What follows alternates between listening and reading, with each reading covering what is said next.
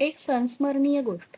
महाबळेश्वराहून आम्ही परत आल्यावर 1-2 महिन्यांनी डॉक्टर बालेंटाईन साहेबांच्या आमंत्रणावरून 4 दिवस राहुरीस गेलो होतो. राहुरीस आम्हाला एक लहानसे घर 4 दिवसांसाठी दिले होते.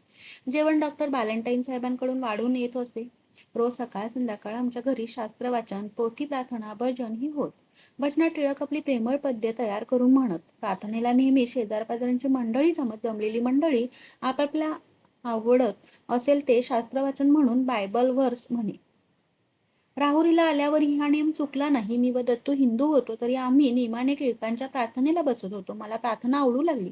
आपण आपल्या हृदयस्थ परमेश्वराशी बोलणे म्हणजे एक नवा आल्हाददायक अनुभव मला वाटू लागला. बायबलची ही ऐकून मला पुष्कळ माहिती झाली. दिवस शनिवारचा होता. अशीच प्रार्थना मंडळी जमली होती. जमलेल्या सर्व ख्रिस्ती लोकांनी शास्त्रवचने म्हटली. दत्तूवर पाळी आली आणि त्याने देवप्रीती आहे हे शास्त्रवचन म्हटले. मजवर पाळी आली तेव्हा मी हे देवा मज पाप्यावर दया कर हे शास्त्रवचन म्हणाले. टिळक म्हणाले, तुझ्यावर देव कधीच दया करणार नाही. का नाही करणार? तू मला वचनबद्ध असून दूर राहू लागलीस तर मला तुझबद्दल काय वाटेल? तसेच तुझी जर ख्रिस्तांच्या ठायी भक्ती असेल आणि ती असून तू त्यांच्यापासून दूर राहू लागलीस तर ती प्रतारणा देवाला कशी आवडेल? तो तुझवर कशी दया करील? प्रार्थना झाल्यावर मी उठले व बाहेर गेले. कुठे जाते हे घरात कोणाला मी सांगितले नाही. जी उठले ती थेट व्हॅलेंटाईन साहेबांच्या बंगल्यावर गेले व त्यांचे दार ठोठावले. मला पाहून साहेब चकित झाले. का लक्ष्मीबाई, तुम्ही एकट्याच आल्या? साहेब, माझा उद्या बाप्तिस्मा करा. आता बाई, तुम्हाला अजून शास्त्राचे ज्ञान नाही. तुम्ही निदान 5-6 महिने तरी ख्रिस्ती धर्माचा अभ्यास करायला पाहिजे. मला ख्रिस्ती धर्माची आता चांगली माहिती झाली आहे. मला उद्याच्या उद्या बाप्तिस्मा पाहिजे. पण बाई, अशी घाई का? ते काही नाही. तुम्हाला मला बाप्तिस्मा द्यायचा नसेल तर तसे स्पष्ट सांगा.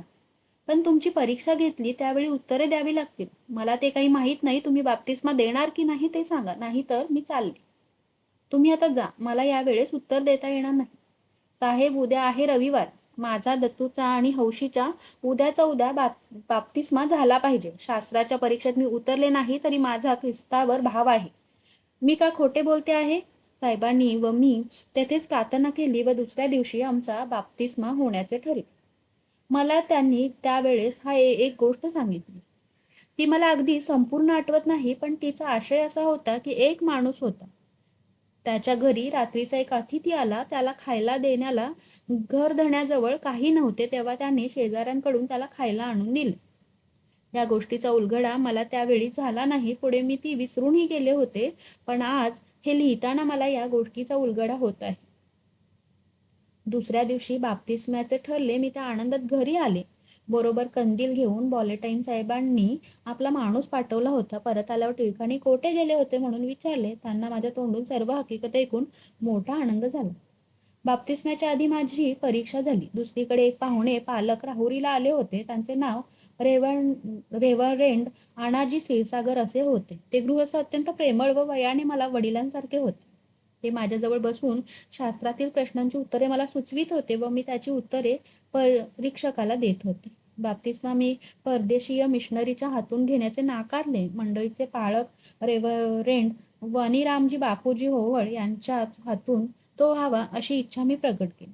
माझ्या त्याही इच्छेला मान मिळवून मी दत्तू व हौशी यांचा बाप्तिस्मा राहुरीच्या देवळात झाला. त्याच दिवशी मला मंडळीतही घेण्यात आले व प्रभुभोजनात भाग घेण्यास मला मोकळीक झाली.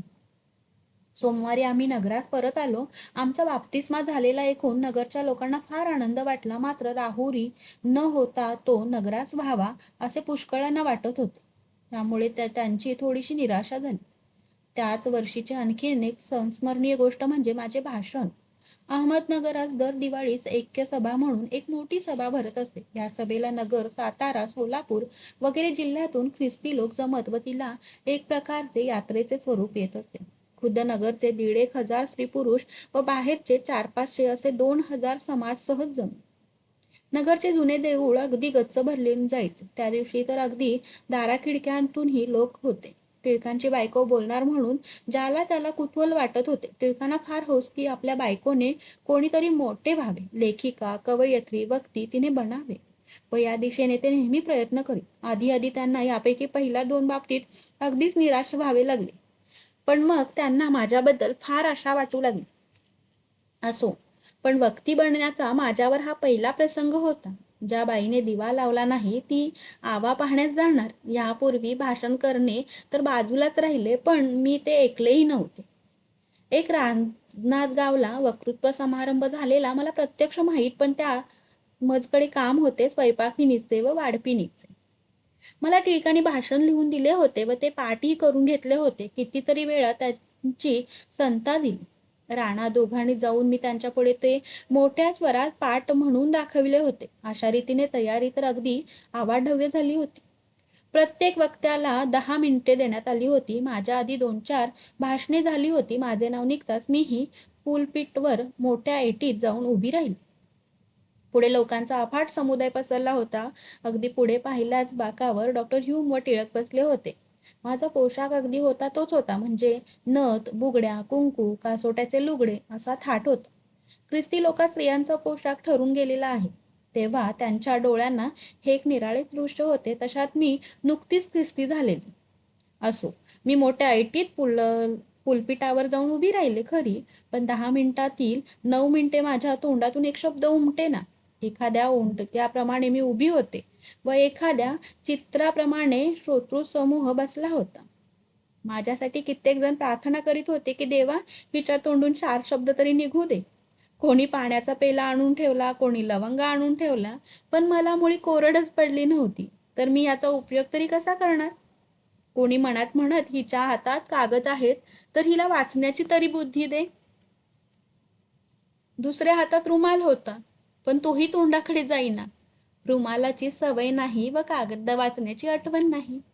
माझ्या मागून आणखीन बरीच भाषणे व्हायची होती. तेव्हा डॉक्टर ह्यूम माझे आभार मानण्यासाठी उठली. इतक्यात मला वाचा फुटली व मी इतकी घडाघड व अस्खलित बोलू लागले की माझे भाषण ऐकून सर्व लोक चकित झाले. भाषण संपले, पण माझे मन म्हणे काहीतरी चुकून राहिले. कागदावर डाग पडला होता, तेथले भाषण राहिल्यासारखे वाटते. शेवटी पाठ केल्याच्या बाहेरचे मी बोलले. मोठे प्रसंगावधान राखले. मी म्हणाले, मला जे सांगायचे ते मी सांगून टाकले. आता ह्यातील जे काही सांगायचे राहिले असेल ते आपले प्रिय मिस्टर टिळक सांगते. आमचा भ्रमाचा भोपळा फुटला. मी जागेवर येऊन बसते. माझ्या जागी पुलपिटवर टिळक दिसू लागले. ते म्हणाले, मला सांगायचे हिने काहीच ठेवले नाही. घरी आल्यावर मी त्यांच्यावर फार रागावले. ते म्हणाले, पाण्यात उडी टाकल्या वाचून पोहता येत नाही. मी त्यांना सांगितले, इतपर मी कोठे बोलावे असे तुम्हाला वाटत असेल तर मी पाठ करून बोलणार नाही. मला माझ्या मनाला वाटेल तसे बोलणे, दुसऱ्याच्या लिहिण्याने माझ्या मनाचा गोंधळ होतो. मला सभाधीट जर कोणी केले असेल तर ते ख्रिस्ती श्रोत्यांनी. त्या दिवशी माझ्या पहिल्या भाषणात 9 मिनिटे हा एवढा मोठा समाज जो इतका शांतपणे बसला, त्यानेच माझी भीड चेपली. ह्या समाजातील श्रोत्यांची सभेतील वागण्याची शिस्त कमालीची, सहानुभूतीची व शांततेची असते. ख्रिस्ती झाल्यानंतर किंबहुना ख्रिस्ती होण्याचे वेध लागताच महाराची मुलगी मी माझ्या घरात अगदी स्वतःची मुलगी म्हणून घेतली. यानंतर नगरात आल्यानंतर टिळकांनी भिक्या नावाच्या एका महाराचा मुलगा घेतला. एक दिवस टिळक एका खेडेगावी गेले असता झाडाखाली एक 1-1.5 वर्षाचा मुलगा भुकेने व्याकुळ होऊन पडला होता. टिळकांनी गावात त्याच्या नातलगांचा खूप शोध केला. कोणी नातलग पुढे येईना. पाटलाला बोलावून त्याची व्यवस्था करायला सांगितली, तर तोही त्यात लागू देईना. शेवटी तेथेच 2 दिवसांनी त्या पोरासाठी मुक्काम केला व आसपासच्या खेड्यापाड्यात तपास केला. पण ते जेव्हा कोठेही तपास लागेना, तेव्हा त्यांनी त्याला घरी आणला. घरी आल्यावर भिक्याचे फार लाड होऊ लागले. या अनाथ मुलाला मी मोठा शास्त्री करून दाखवीन असे टिळक म्हणत व रोज भिक्याला संस्कृत संता देत. तेव्हा भिक्याचे नाव शास्त्रीबुवा पडून गेले.